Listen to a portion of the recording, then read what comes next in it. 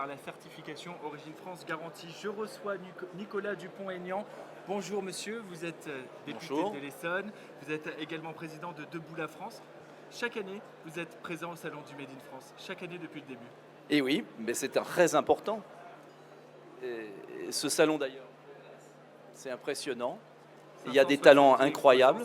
J'ai vu là des jeunes incroyables. Et ça prouve que le discours permanent qu'on entend, les Français ne sont pas capables de produire, ne sont pas des entrepreneurs. Il y a un talent, il y a des talents énormes dans notre pays. Et la seule question qui se pose, c'est pourquoi les autorités politiques, économiques, médiatiques parfois, ne valorisent pas plus le Made in France, pourquoi on n'aide pas plus ceux qui produisent en France, et comment on peut réussir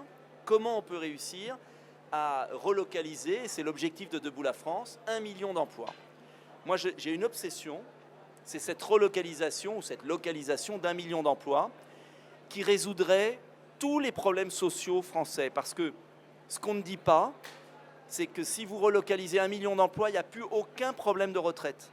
Il n'y a plus aucun problème de sécurité sociale. Et plutôt que de baisser les prestations en permanence et de paupériser les Français, on doit tous se mobiliser sur la bataille industrielle. C'est ça l'enjeu. Alors, il n'y a pas une recette miracle. Je n'y crois pas. Il y a un ensemble de faisceaux. Et on en a détaillé sur notre site internet de Debout la France, et je les avais présentées à la présidentielle. 25 mesures, mais j'en citerai quelques-unes. D'abord, c'est un truc tout con, l'étiquette.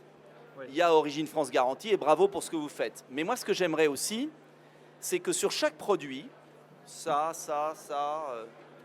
il y ait la part du produit en France. Et on peut l'avoir. Il y a des comptabilités analytiques d'entreprise. Vous avez bien la consommation d'un frigidaire. On pourrait, à chaque fois qu'on achète quelque chose, savoir si la part du produit en France est 30%, 50%, 70%. Le Nutri-Score, on ferait un franco-score. Un Nutri-Score du produit en France. Mais je vais vous dire, c'est très important parce que quand j'achète 2 produits, je ne sais pas qu'est-ce qui est produit en France. Et on nous raconte tellement de salades. Donc, les consommateurs doivent être aidés à acheter français et il faut une étiquette. Mais ça, c'est interdit par l'Union européenne et c'est pourquoi il faut revoir les règles. Étiquette, la part du produit en France. Deuxième point. Sur le point de s'ils ne savent pas s'ils achètent Made in France véritablement, lorsque c'est certifié Origine France Garantie, il y a eu grâce à vous, je le sais, mais reconnaissez reconnaissez que c'est encore pas assez important. On travaille pour. Je sais que vous faites beaucoup.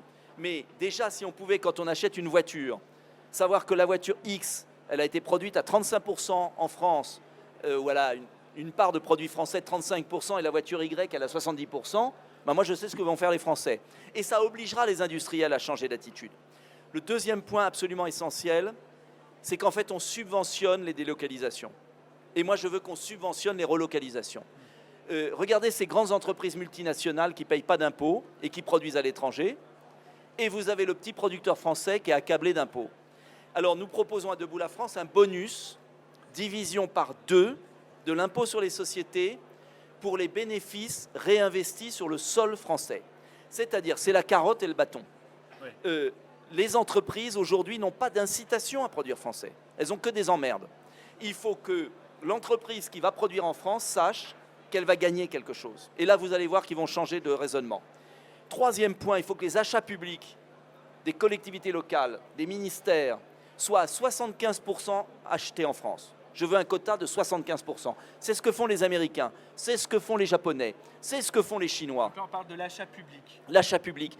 Quand Airbus veut vendre des avions aux États-Unis, il est obligé de créer une usine aux États-Unis. Quand Louis Vuitton veut vendre des sacs aux États-Unis, il va créer une usine au Texas et il l'inaugure avec M. Trump. Eh bien, quand une marque américaine ou japonaise ou chinoise veut vendre des produits en France, il faut lui dire non. Vous aurez le marché que si vous implantez une usine. Mais ça, l'Union européenne ne le fait pas. Et il faut revoir tous les accords. Au niveau européen, c'est non. Au niveau national qu'on le décide. Et il faut le décider au niveau national. Et il faut qu'on fasse prendre la mesure que ce qui va être vendu en France doit être produit en France. Et les importateurs le feront s'ils sentent qu'il y a des droits de douane, un blocage, une négociation. C'est un combat.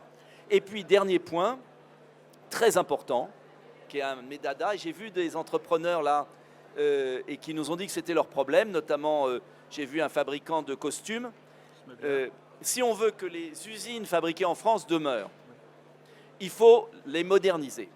Et pour les moderniser, je propose un fonds de relocalisation de 10 milliards d'euros qui serait financé par l'épargne des Français avec un bonus de l'État pour des prêts à taux zéro à long terme. Parce que si on veut produire en France et rapatrier par exemple le type qui fabrique des chemises en Inde, si on veut qu'il les fabrique en France, il faut qu'on aide à moderniser l'usine, à investir dans de la robotique. Il ne faut pas avoir peur des robots. Les robots vont nous permettre de relocaliser des usines. Alors certes, il y aura peut-être moins d'emplois que dans l'usine qui était là, mais il y en aura plus que dans l'usine qui est en Chine. Et il faut qu'on soit à la pointe du progrès technique. Et j'ai vu un fabricant de jeans tout à l'heure qui me disait que mettre aujourd'hui des ouvrières dans des usines 8 heures par jour à faire la même chose, on ne trouvera pas. Les jeunes ne veulent pas faire le même travail. En revanche, avoir des usines modernes avec des mélanges des tâches, eh bien, à ce moment-là, on va trouver des emplois, on va trouver de la motivation, on va pouvoir récompenser ceux qui bossent. Il y a 2 points. Il y a l'attractivité du travail, parce qu'il faut aussi éviter la pénibilité. Voilà, il faut travailler sur la pénibilité, parce que on ne travaillera plus demain comme aujourd'hui et comme hier. Mais qui ont du mal bien sûr, à recruter. Vous avez raison. Donc il faut aussi, une fois qu'on a un emploi, pouvoir le pérenniser et puis le rendre de plus en plus attractif. Est-ce que ça, c'est au gouvernement ou aux entreprises de le faire? C'est plutôt aux entreprises. Mais si vous voulez, bien sûr que les entreprises doivent le faire, mais aujourd'hui, le système bancaire français n'aide pas les entreprises. C'est un fait. Préfère jouer les capitaux et votre argent des banques de dépôt. C'est pour ça que je voudrais qu'on cloisonne banque de dépôt, banque d'affaires, et que l'argent des banques de dépôt aille uniquement à l'investissement et au prêt.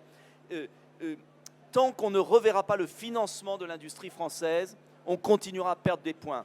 Alors il y a des initiatives fabuleuses ici, mais c'est extrêmement difficile pour ceux qui sont là de changer d'échelle, et vous le savez. Donc ça veut dire qu'il faut qu'on change le mode de financement de l'économie française. On a le meilleur taux d'épargne du monde. On est à 15% d'épargne. Et cet argent des Français, on ne le fait pas fructifier pour les Français. Il est joué sur les marchés financiers. Il faut trouver un système. Et nous proposons ce fonds de relocalisation qui existe au Japon et qui permettrait de relocaliser ces millions d'emplois. Alors là, Bruxelles nous dira aide à la concurrence déloyale, etc. Mais on n'en a rien à faire. Parce que je peux vous dire que les Chinois, ils ne conquièrent pas le monde avec les règles de Bruxelles. Ils conquièrent le monde avec les règles chinoises, c'est-à-dire qu'ils aident leurs entrepreneurs. Trump, il a défiscalisé les productions aux États-Unis. Voilà. Donc soit on le fait, soit on sera un désert industriel. Et c'est urgent, mais urgent, d'urgent, d'urgent. Désolé d'être un peu rabat-joie, mais je voudrais qu'on passe à l'échelle supérieure. Voilà. Monsieur Dupont-Aignan, sur justement l'achat public tout à l'heure, parce qu'on n'a pas pu continuer là-dessus, sur le fait qu'il y a des traités européens, certes, mais l'Allemagne est aussi dans ces traités européens. Mais bien sûr, et elle ne les respecte pas du tout au concret. Et donc, elle le fait. On ne se cache pas derrière son petit doigt en disant il y a un traité européen. Non, on se cache derrière une administration française qui est la plus tatillonne du monde. Je vais vous donner un exemple. J'étais président d'une communauté d'agglomération et on avait des bibliothèques municipales. Et je disais, je veux qu'on achète les livres dans les librairies du coin. En plus, c'est le prix unique du livre. Ça ne coûtait pas plus cher d'acheter nos livres à la bibliothèque, à la librairie de ma ville plutôt que de l'acheter dans une grande surface à Paris. Et quand on était en commission d'appel d'offres, j'avais la répression des fraudes qui me faisait passer pour un bandit parce que je voulais favoriser le commerce local. C'est surréaliste. Je voulais simplement que les livres achetés par l'argent de mes contribuables servent les librairies du coin et qu'elles ne ferment pas.